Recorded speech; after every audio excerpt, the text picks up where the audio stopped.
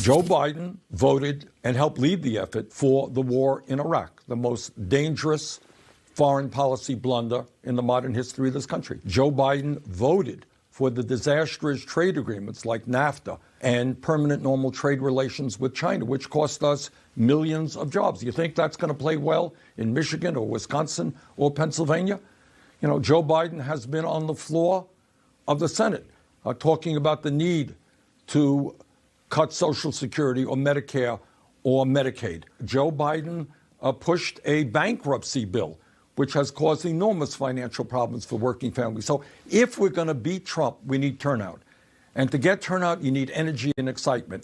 And I just don't think that that kind of record is going to bring forth the energy that we need to defeat Trump. Sanders tweeted out that video the other day, and it's about damn time, as the race seems to have narrowed certainly to 4, Biden, Bernie, Warren, and Buttigieg, but more like 2, really, as of right now, Biden and Bernie. Bernie's finally taking the gloves off, which is good news because it took him way too long to do it in 2016, and especially now that foreign policy is actually a topic on people's minds, given what's been going on with Iran, it's the perfect time to attack Biden's record specifically on Iraq.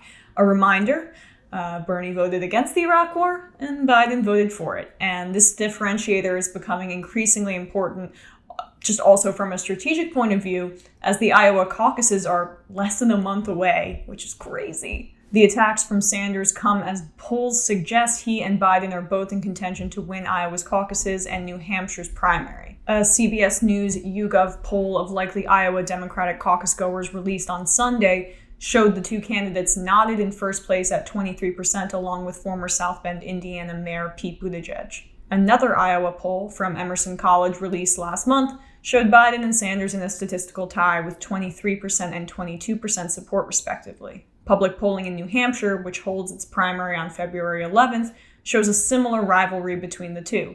A CBS News YouGov survey in New Hampshire conducted in late December and early January showed Sanders narrowly leading Biden 27% to 25%. The point is that it's damn close, but I will say this. Bernie's strategy relies on turning out unlikely voters, so he's often very underrepresented in the polling.